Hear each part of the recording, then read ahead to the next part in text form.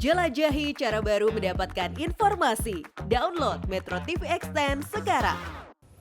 Kami lanjutkan diskusi pada malam hari ini. Mas Relly, menyambung pertanyaan di segmen sebelumnya, ada anggapan yang muncul bahwa ketika masif sekali relawan Jokowi melaporkan Rocky Gerung ini sebetulnya hanya sedang menunjukkan loyalitas saja kepada Jokowi. Ini betul tidak anggapan ini, Mas Relly? Oh tidak. Itu salah ya. Siapapun presidennya, udah kita tegaskan.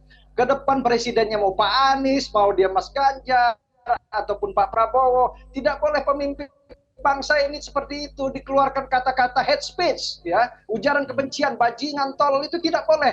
Pemimpin yang masa mendatang atau pemimpin yang lalu tidak boleh. Kita sebagai warga negara kita ini nih, harus ada adab, jelas ada etika. Makanya sekolah kita diajarin ini bagaimana mengaku seorang profesor, mengajar di perguruan tinggi, memberi kuliah umum di mana-mana, tapi mengeluarkan pernyataan-pernyataan umpatan seperti ini tidak pantas. Dan ini pembelajaran bagi semua pihak yang melakukan itu kepada pimpinan ataupun gubernur ataupun presiden.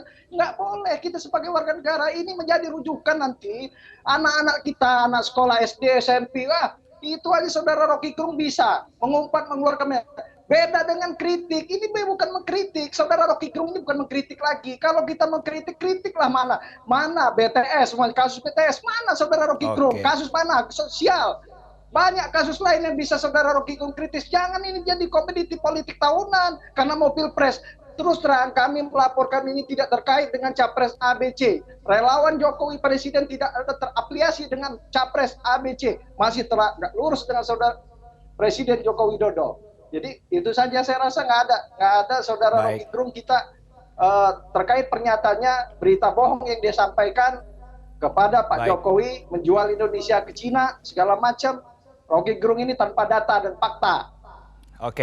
Menjual ke Cina masalah IKN. Baik. Saya kembali ke Pak Adi. Ketika memang publik ini beberapa kali mengkritik secara halus, begitu ya, mengkritik pemerintah secara halus, ini ada sorotan pemerintah seperti seakan tidak menoleh. Kalau mengkritik secara keras, tentunya dengan diksi-diksi tertentu malah seperti ini ya, berujung delik. Lalu masyarakat ini kalau menurut Pak Adi harus bagaimana kalau mau mengkritik agar ditoleh, tapi tetap aman dari segi hukum ya? Jadi begini, saya melihat bahwa yang dilakukan oleh Rocky itu tetap kritik, perbedaan pendapat dan beda pendapat di teman-teman pendukung presiden ya. Nah, tapi bedanya dengan kami ya, kalau kami kan prinsipnya siapapun presidennya kita akan kritik, nggak kita bela. Nah, kemudian yang cara mengkritik itu kan setiap orang punya karakter. Saya sebagai penyair, saya mengkritik lewat puisi. Nah, ada Negeri Para Deba kemarin itu saya launching puisi Istana Iblis. Dengan cara-cara, setiap orang punya cara sendiri. Nah, tapi yang penting dalam mengkritik itu, yang penting substansinya adalah kebijakan, bukan orangnya. Dan tapi yang lebih penting dalam menganut sopan santun tata krama itu adalah pemerintah. Pemerintah itu harus santun dalam mengeluarkan kebijakan. Kayak contohnya soal kebijakan omnibus, tenaga kerja juga kesehatan, ini kan brutal. Tidak mengikuti tata cara membuat undang-undang seperti di negara demokrasi, harus ada hearing, ada naskah akademis dibicarakan. Ini kan enggak.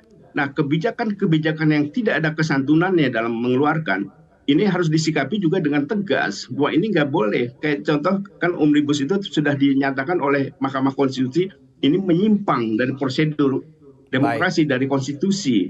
Kan berarti ini ada penyimpangan, ini kan penyimpangan nilai dalam bahasa gaulnya kan ini enggak sopan juga. Nah, jadi sebetulnya sopan santun tata cara yang harus dilakukan itu, yang harus dijaga itu adalah justru pemerintah dalam mengeluarkan kebijakan. Ada kesantunannya, ada tata caranya. Jangan kita mengkritik harus ada tata caranya, tapi pemerintah mengeluarkan kebijakan nggak pakai tata cara, nggak pakai sopan santun, nggak babi bu, tol dinaikin, subsidi pupuk dicabut. BBM dinaikin. Intinya harus sama-sama menjaga sopan santun antara publik dan juga pemerintah ya ketika mengeluarkan kebijakan. Terima kasih Sekjen Bara JP Relly Reagan dan juga mantan juru bicara Presiden Abdurrahman Wahid, Gus Dur, Adi Masardi sudah bergabung sama kami di Prime Time. Selamat malam. Cara mudah mendapatkan informasi dengan satu sentuhan jari. Download Metro TV Extend.